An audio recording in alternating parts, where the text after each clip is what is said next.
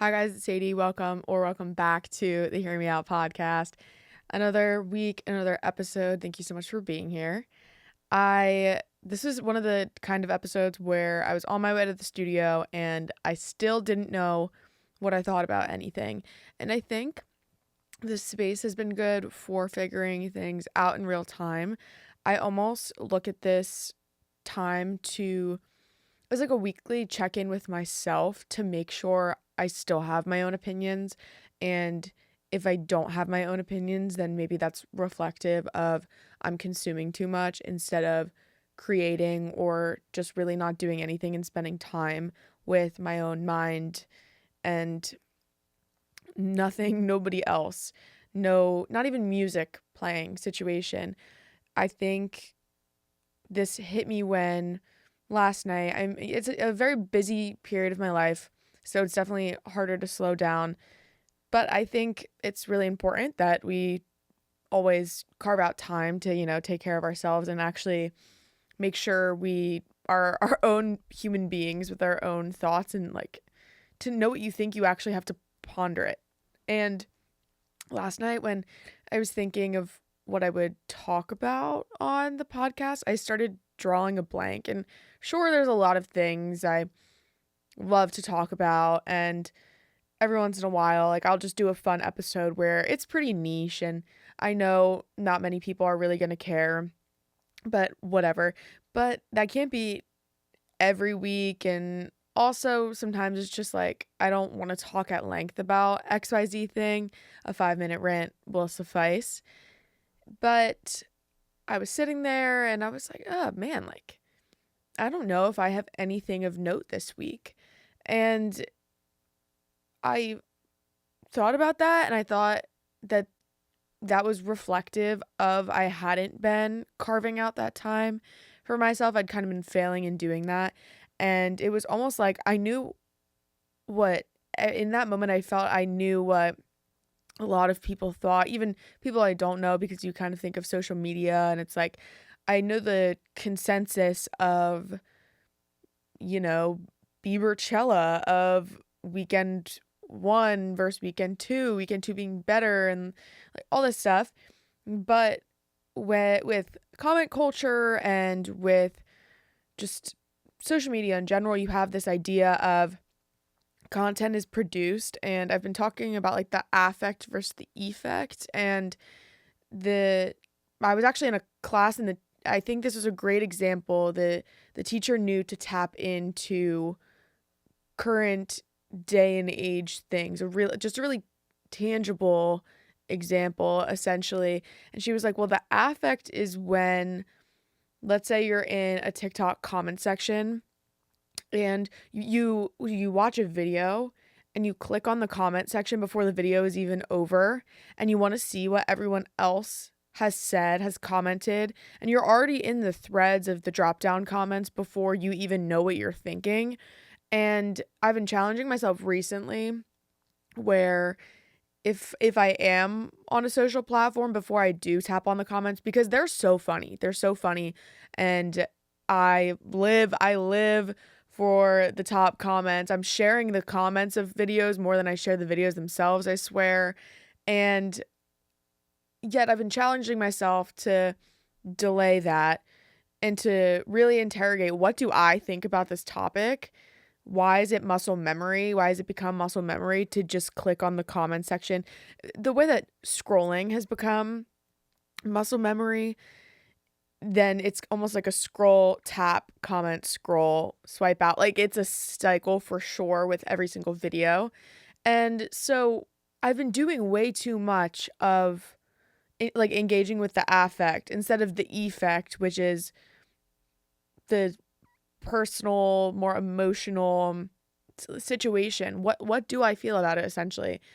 And also kind of the affect was what when everyone is talking about, you see like response videos before you see the actual event of what all of these people are responding to.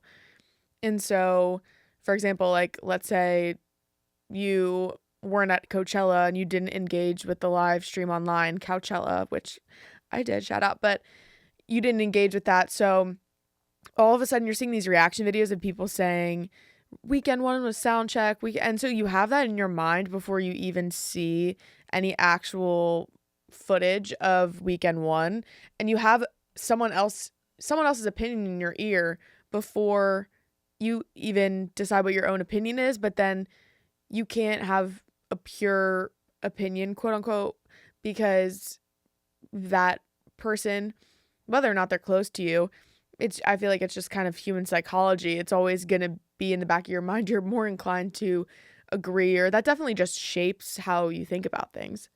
So really that was telling for me, just thinking, okay, I know I have opinions. They've got to be in there somewhere, but they're really not fleshed out.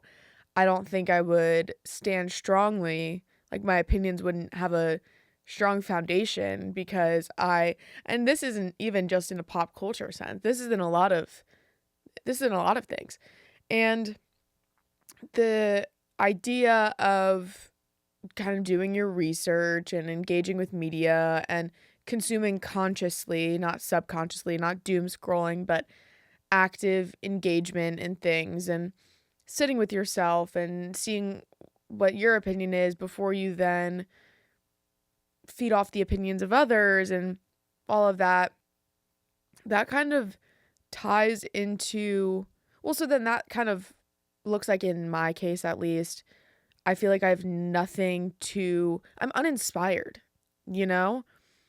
I'm taking everything in. I'm almost on the defense. I'm not on the offense. I'm not producing anything for anyone else to take in.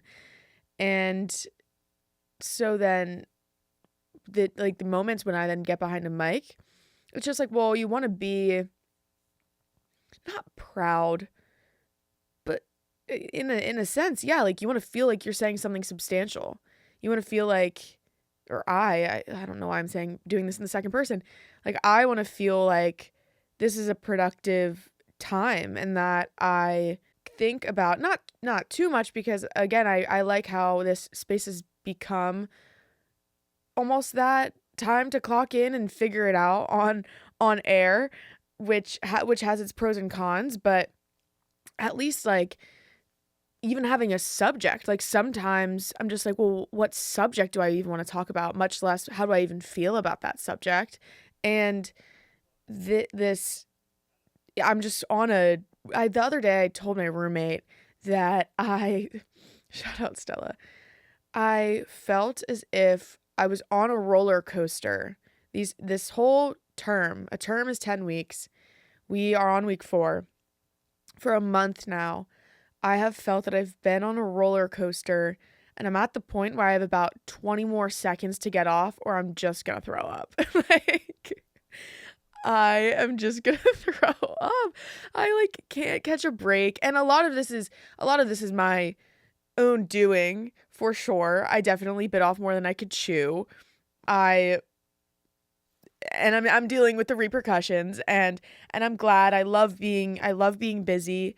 It gives me less time to be on my screen. For example, I know my screen time has been down in the past month, and well, actually then my sleep schedule's awful because I will grind out work nearly all day, and then it'll be midnight, 12:30 before I can even think about bedtime, and then I'll sit in my bed and then I'll be like, well, I just worked all day. I feel like I had minimal breaks, if any. But it's like too late to read, but I want to break and I want to like engage with something else. Then I go online and then it's like 30 minutes on TikTok before I'm like, okay, now I'll go to bed. So then it's like 1 a.m., 1:30 in the morning. And because I feel like every single day, it's almost like a sweet treat. The way that it's like, okay, I did something hard, like let's get a sweet treat, or like I deserve a sweet treat. That's so toxic. But I feel like I just like want that mental break at the end of the day. And okay, that's not toxic. I take that back. I'm giving myself more credit. It's fair. That's fair. Okay, I'm giving myself credit.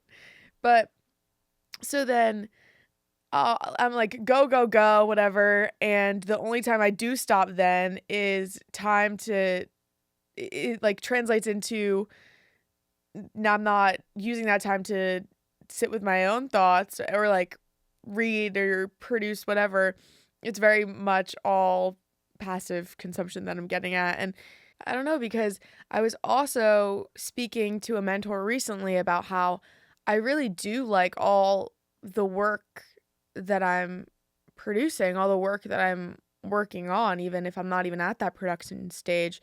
I am researching and I am taking in things, but it's such a niche topic. It's definitely tunnel vision. So then I'm so focused on this, but then when you want to engage in more than one thing, and like you want to be able to, when you're at a party, for example, know what's going on elsewhere, and like you can't be consuming everything at once though. Like it's so hard to tap into all these channels, and I think that's why this roller coaster mentality, or this feeling, really, it's not a mentality, it's a feeling of being on this roller coaster. I think a lot of that, even though, yes, I probably bit off more than I can chew and my sleep schedule's taking a hit because of it. The other part is I feel no, it's not obligatory to want to tap into all these conversations, but I want to. I want to be able to meet people where they are and have conversations about like more than my own work. And it's hard to strike a balance between wanting to stay in the know, which looks like for my generation TikTok. And I've spoken about this before because last summer when I did a TikTok cleanse, and for 2.5 months I just deleted the app, I felt so out of the loop. And people were making, it's amazing how it just transitions, everything on this platform and all the subcultures and the language, the references, how that really seeps into the day to day. And so if you cut that channel off, you're not in tune to that. And so right now it's like, okay, how am I staying in tune for, and there's a lot of different facets of this. All this to say that I know when I'm overwhelmed, and I know what the beginning stages of burnout looks like. And I think a lot of other people are in this same boat. And even though, prefacing, I'm about to cite people I don't know personally, this isn't in a parasocial way, and like, sure, you only know what people put online, whatever. But Emma Chamberlain and Brittany Broski, I think this is a great example of cultural icons, I would venture to say. Cultural icons who, if you're not familiar, both of them have podcasts. Both of them are quote unquote influencers, so to speak, at least in how they started, although now they're doing really great work in terms of modeling and having their own companies and interviewing people on red carpets, and they're doing really great work. That's the type of people I'm speaking of if you're not familiar. But so both of them, within the span of I think 2 weeks, just posted on their podcasts that they feel as if they need to take a break, and explaining the necessity. And Brittany Broski was saying on the Broski Report, she felt as if she was playing a character. Hers was a little less in line with how I'm kind of feeling right now, or how I foresee myself feeling if I don't restructure how I'm going about things and how I'm wanting to show up for this podcast and a lot of other projects in my life. But so Brittany Broski was saying, and I feel like I need to say full names because calling them by their first names again is just feeling really parasocial. But she was saying how for a long time now she's felt this, and it just the idea of like always talking about celebrities, for example.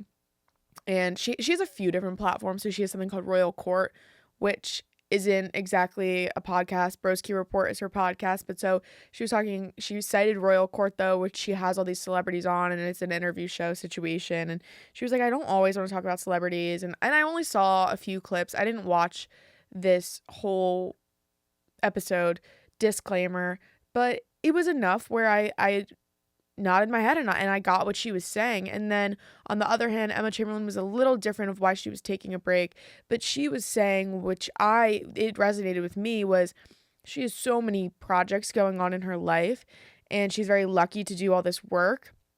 But the way that she has structured these projects and her work schedule and all of this stuff, like, she just doesn't have time to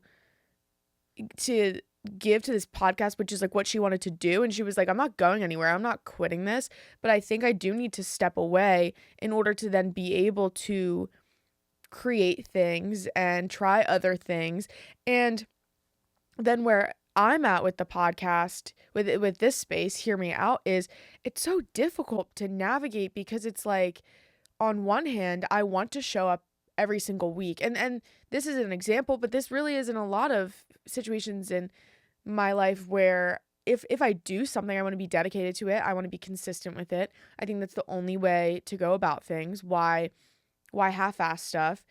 And yet then it's hard to give everything to everything when, like, you're so interested in all this different work. You really are passionate about all this work, but you can't, the same way that you can't be everything to everyone, like, you can't also even be everything to, like, all your projects and like, yourself in a way. It's like, you got to choose your lanes and then only do in my experience, like, only do 2 to 3 things at a time, so you can, like, really give your all. And I know, like, I'm just an interested person, and I want to try new things, but then it's hard because I also don't like quitting things.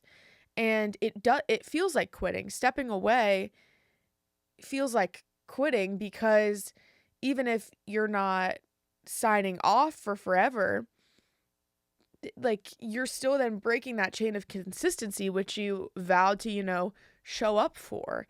And I struggle with that, especially because I think at the point in my life right now where I'm at is it unfortunately, like, the job market or whatever, and like, that's in the back of my head.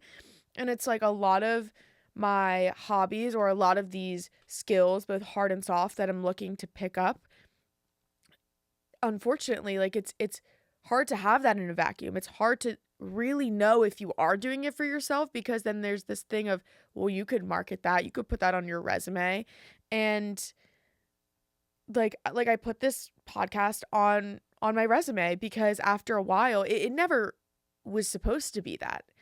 And yet at the same time, after doing the podcast for the first 6 months, I think maybe in the 6 to 9 month range, I realized, well, I'd be stupid not to put this on my resume. I'd be stupid not to market the, like, technological troubleshooting I deal with, and the consistency aspect of this, and running the Instagram. I'd be stupid not to do that. So great, now it's on the resume. And it's like, well, does that take away, is that like a chip at the integrity of the show? Does that make it disingenuous to show up knowing that there's potential for an employer to listen to these episodes and judge whether or not I'm a fit for it? Like, does that change how I talk? I'd like to think not, but it's still a thing. And because I was in an interview recently, and they did ask me about my podcast, and I was so excited to essentially, like, defend this space and explain how it could contribute to, like, what the transferable skills are, and like what it's meant to me, and for that, what it could, like, mean to this team, or what not to digress too much. But what I'm then getting at there is, like, well, if I were to step away from this show, hypothetically, it's just like, well, like, does that look bad on a resume? Like, you didn't keep up with it. How am I going to change the terminology of, like, well, now it's not produces a weekly podcast anymore. It's like sporadically produces. And then it's like, well, who wants to hire someone who can't commit to a project and produces things sporadically? But then it's like, oh, well, I'm also doing 5 other things right now. And I don't know, but right now I'm showing up for all of these things, and I have deadlines for all of them. It's like episodes are up on Sunday, and then I have 3 pitches in an article due on Monday, and Mondays, no one talked to me on Mondays. Mondays are really long. Mondays have a lot of deadlines. I have like a 3 p.m. deadline, a 6 p.m. deadline, a noon deadline, actually. Like, there's so many things. But so deadlines are really keeping me going right now. I'm such a deadline-oriented person. I will get it in by that time. But then it's just like, well, something's got to give, because am I really spending as much time as I would like? Because then I'm embarrassed almost to, like, sometimes I find myself not embarrassed, but not satisfied with the product, because I know if I gave 100% to one project instead of 30% to 3 or 4 projects, like, I know the product would be different, and yet I don't want to limit myself. I want to try everything. And so it's like, okay, well, then you got to pick one option. It's like, you then do have to step away from some projects and go through it, whatever. And so it just seems like a vicious cycle in a lot of ways. I would imagine for people like me who are very all or nothing, and they like something to show for the work that they're doing and stuff, like, it can be hard to step away from projects, especially when they are still serving you and you do still love them. For example, again, Emma Chamberlain, she was saying, this is what I love to do. I love this podcast. And even though it seems counterintuitive, I do think I do need to step away in order to then be able to return and come back and say something. But then also to pour a little more water in each cup of her other things that she greatly has going on right now. And so you see at least a lot of figures in the circles, the online circles, and even personal circles I'm tapping into. Like, is everyone just burnout? Is everyone dealing with this? And how do we manage expectations of other people as well? Because I think also, when you have an audience, you have a responsibility in a lot of cases. I mean, I then think of like artists and famous artists, like, they know people are going to digest their work and critique their work and whatnot, but they don't necessarily know. Even then, I would imagine those artists feel that an obligation to impress or to produce something, because it's like, if you are famous, you do again have this audience. Then it's like, I'm figuring that out. Is there really any instance where someone would have an audience that they then don't feel as if at least they have a responsibility for whatever reason?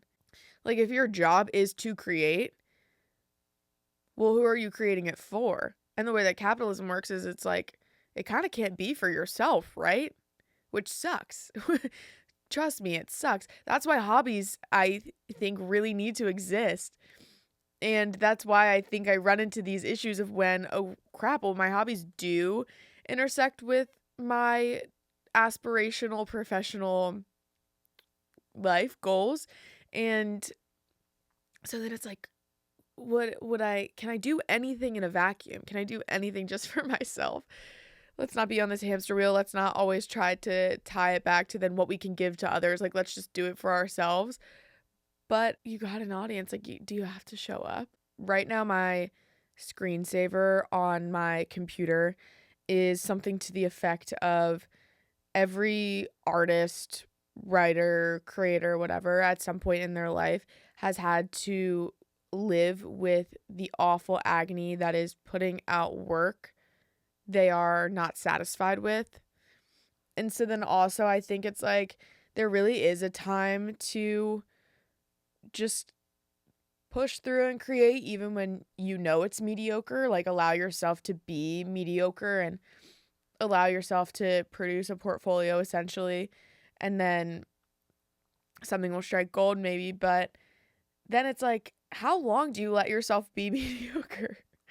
How long do you let yourself be dissatisfied with your work before you just need to step away and take inventory again of your thoughts, and then tap into consumption more than creation?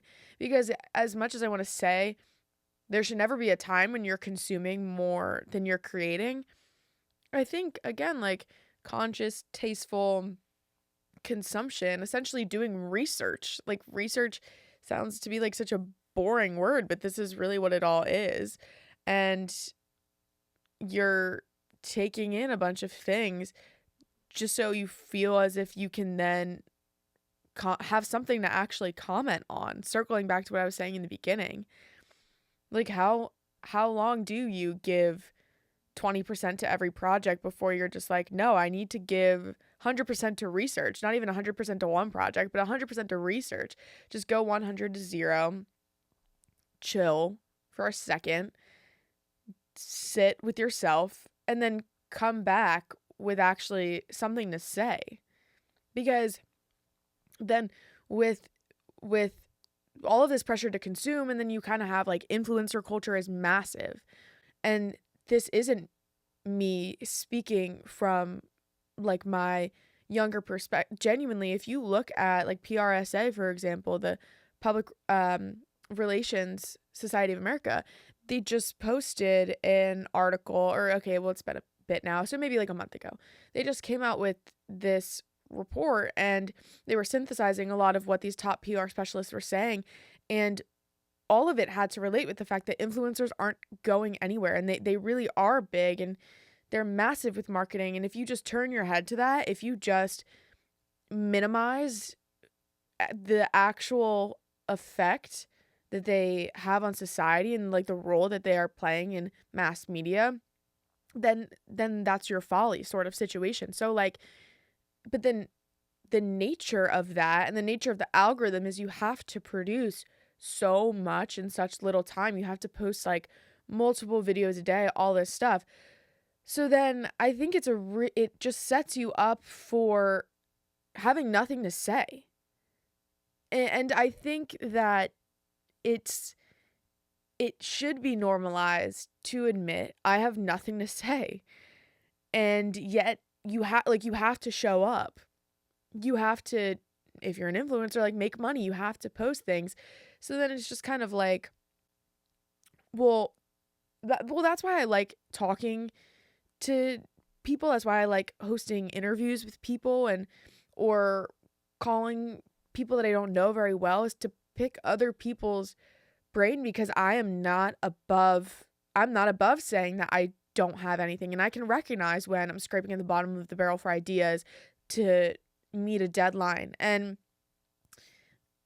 like why can't we normalize? Well, we can't normalize it because a lot of like capitalism, and I'm sure there's other things, but that's like the glaring one in my mind, is well, like all of these systems, it forces you to show up and have something to say. At least like in a lot of creative industries, it's like, okay, well, you are your opinions and your skills and things like that. So develop opinions and skills. How can we develop opinions and skills? We need to consume. There's not enough time to consume, and still stay in touch with ourselves and still create. Like, yeah, at some point you need to take a step back to then reflect. Like, this is why artists leave and then they come back after 5 years and actually have something to say. Even like Harry Styles, for example, it's been, before he released his recent album, Kiss All the Time, Disco Occasionally, it had been nearly 4 years. It had been like 3 years since he had played a show, and then that makes it like 5 years, I think it was, maybe 6 years since he had like come out with an album. No, 4 years. It was definitely 4 years since he had like come out with an album, because Harry's House was 2022, and I believe, and doesn't matter. The whole idea is that he sat down for an interview and was saying like, I needed to leave. I needed to step back from the public eye and have experiences and speak with my friends. So I actually had something to say. And it's a great product what he came up with. And even if you don't like it, he seems to be very satisfied with it. So in a lot of ways, that's all that matters. I mean, he's going to make money from it. Again, there's this whole underlying idea of, well, you have a responsibility to show up with your audience, and in a lot of cases make sure that they like it so you can actually make money off it. But he's fine. He doesn't need to do that. And so there really is this trend of people who can afford to step away will. Like that, it's been happening. So then it kind of sucks if you can't afford to step away. But then what's the remedy for that? What can we put in place? What does that look like? Again, having an hour on a microphone every single week to force yourself to check in with yourself, and then even then that's not even the same thing, because I need to still have time with myself when I know no one is going to be hearing my thoughts, when I can truly confidently just be with myself in silence. But if this is the closest thing I have for now, maybe it's got to work, but then again, that's just all right. Note to self for later, Sadie. We need better systems in place so we don't get burnt out, so we feel like we have something to say, like we're confident in what we're saying. And yeah, talk about a vicious cycle. This very much seems like that to me. The first time I journaled in a really long time was a morning this past week, and I told myself it had been way too long since I had journaled, and there were massive things that had happened in my life, and it just never felt like I had the time to take 30 minutes. And because I'm not really someone, I don't sit down, jot down a few ideas for 5 minutes. Like, I'm journaling for 30 minutes to an hour, which, yes, is a tall task. And so I'd be smart to develop certain check-ins where it does only take 5 minutes. But when I journal a lot in my life, that's when I have my stuff together. And so I guess I don't have it together right now, but I forced myself to journal, and I said I was going to bed one night and I was like, nope, no matter what happens, like, you are journaling tomorrow morning at XYZ time. Sure enough, I woke up and I had business correspondence, and it was like an urgent situation, I guess. That sounds like crisis communications. It wasn't that urgent, but it did need to be addressed pretty much then and there. And it was like, crap. All right. How then and there are we talking? And so that person gave me a bit of a window, and I was like, all right, I'm inclined to again want to fulfill this role to the best of my ability, which the best of my ability looks like going above and beyond, which looks like addressing this right now. Or I could use the time, that like allotted window, and go toward the end of it, manage expectations, just be communicative up front. And so that's what I ended up doing, even though I kind of was staring at that work and I was wanting to address it now. I told myself no, I was going to journal. I wasn't going to be able to journal for a long time now with this responsibility, but we can compromise instead of being all or nothing, and again going 100 to 0, instead of going from, oh, I allotted an hour to journal, now I'm just not going to do it because I can't do that full hour. Okay, let's do that 25 minutes. So I did that. I slacked that person back, and I was like, all right, I will address it at this time. Like, I see you. I can do that. Great. And I sat down and I journaled, and my brain was fried. And did I have anything to say? I don't know. But so all to say, I guess, like, I encourage you that I know it is easier said than done to make time for yourself and to check in with yourself and to affirm that you actually do have your own ideas, like you are your own conscious being. But when things get hard and busy and you're pulling all-nighters for your work, even if it's 5 to 10 minutes, like, make sure your breaks aren't just subconscious consuming. If you do want to tap into other things, like, make sure, again, before you hit that comment section, you think, well, what do I think about this idea? Like, why do I like this edit? Why? Or, just assuming that it's so much easier to tap into technology for 5 minutes than it is to read a singular page. Like, who wants to read a singular page in 5 minutes and that's their break, and then go back when in that time you can watch 4 videos? So when it gets hard, still be sure, because the domino effect of it all then is, well, if you make sure you're connecting with yourself and having your own opinions, down the line, that's going to look like you're you're confident in your work and the baseline of that at least, and what you actually think about things. And so it can inform, it's your experiences which are informing your work, not 80 strangers experiences. So I think that is going to be my goal for the near future that I'm going to set right now, but particularly for this next month. I think yeah, that's going to be my short term window to be concrete about it for the next month, because it's insane. I'm already looking at my calendar, trying not to get overwhelmed, and I'm going to journal XYZ times. I think I'm going to leave the studio and try to tap in. It's another long day ahead, but here we are. Even when it's hard, it's really important because it actually will pay off for everything that you're wanting to grind out now and like show up for now, which if that is your work, okay, well, it is really in your best interest to do these things and to have these systems in place. So I can do that now in the meantime, and then otherwise I'll figure out how to restructure my projects and my work life, and then also be sure I do still have a social life, and making sure that work-life balance is work-life balancing, because that is important to me, and it's so much easier to not have that when you actually do love your work. I don't think it's a sin to love your work. It's great even if you love your work, because I mean, hey, speaking of all this capitalist crap, and there are systems we got to show up for at the end of the day. Gotta contribute to greater society.